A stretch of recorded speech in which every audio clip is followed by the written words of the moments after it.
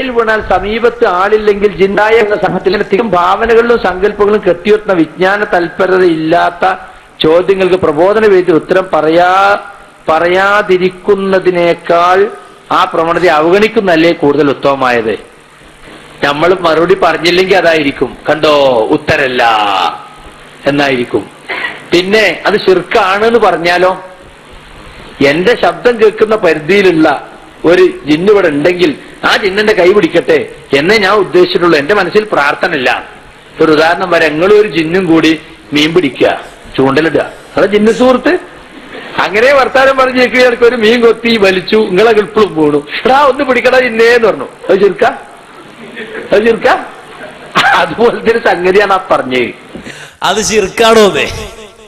എന്താണ്? ഒരാള് ഒരാള് എന്റെ ജിന്ന് സുഹൃത്തുമായിരുന്നു മീൻ പിടിക്കുകയാണ്. ഇത് നമ്മുടെ നാട്ടിൽ നാടൻ ഖുറാഫികളുണ്ടാവും, നിങ്ങൾ കേട്ടിട്ടുണ്ടോ? അങ്ങനെ ഇസ്മിന്റെ പണിക്കാരുണ്ടാവും, ഞാൻ പോവാണ് ജിന്നു സുഹൃത്തായിട്ട് മീൻ പിടിക്കാൻ പോവാണെന്ന് പറഞ്ഞിട്ട് നിങ്ങൾ കണ്ടിട്ടുണ്ടോ? നമ്മൾ ആരും കണ്ടിട്ടില്ല. ഒരു സലഫുസാലിഹും, ഇവരൊക്കെ സലഫികളാന്നാണല്ലോ പറയുന്നത്, ഒരു സലഫുസാലിഹും ജിന്നു സുഹൃത്തിനെയും കൊണ്ട് മീൻ പിടിക്കാൻ പോയി നമ്മൾ കണ്ടിട്ടില്ല. നിങ്ങൾ നാലിച്ചോ, അങ്ങനെയാണെങ്കിൽ ഹന്തക്കിന്റെ കിടങ്ങീറുക.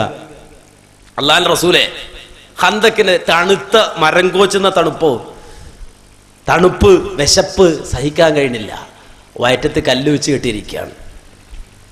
നബിയും സഹാബത്തും കൂടെ ഹന്തക്കിലേക്ക് പോവാണ്. എന്നിട്ടോ അല്ലാഹുമ്മ ലൗലല്ലാഹു മഹ്തദൈനാ വലാ തസദ്ദഖനാ വലാ സല്ലൈനാ ഫഅൻസിലൻ സകീനതൻ അലൈനാ വസബ്ബിതിൽ അഖ്ദാമ ഇല്ലാ ഖൈനാ. പാട്ടുപാടിയിട്ട് ഹന്തക്കിന്റെ കിടങ്ങ് കീറുകയാണ്. ഇല്ലടാ, ജിന്നു സുഹൃത്ത് അവിടെ ഉണ്ടോ നോക്ക്, ഉണ്ടോ ജിന്നു സുഹൃത്ത്? ഉണ്ടായോ? ഹന്തക്കിന്റെ കിടങ്ങീറാൻ ജിന്നു സുഹൃത്ത് ഉണ്ടായോ? ഇല്ല. അവസാനം റസൂലുള്ളാഹി സ്വല്ലല്ലാഹു അലൈഹി വസല്ലം അല്പം മാറിയിരിക്കുകയാണ്. സഹാബത്ത് ഇങ്ങനെ കിടങ്ങീറിക്കൊണ്ടിരിക്കുമ്പോ വലിയൊരു കല്ല് സഹാബത്ത് ആഞ്ഞുവെട്ടി, പൊട്ടുന്നില്ല, തകരുന്നില്ല. കുറെ പരിശ്രമിച്ചു.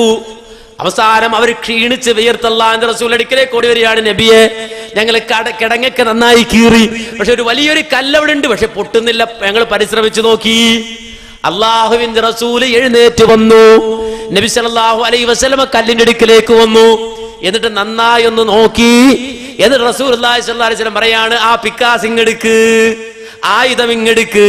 അല്ലാഹുവിന്റെ റസൂല് കൈതെറുത്ത് വെച്ചിട്ട് ആഞ്ഞു വെട്ടുകയാണ്. അല്ലാഹുവിന്റെ റസൂല് പണിയെടുക്കുകയാണ്, കല്ല് പൊട്ടിക്കുകയാണ്.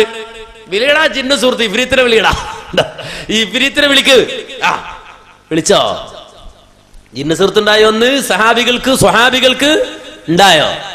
സ്വലഫുസ്വാലിഹീങ്ങൾക്ക് ഒരാൾക്ക് ഒരു ജിന്നു സുഹൃത്ത് ഉണ്ടായിട്ടില്ല.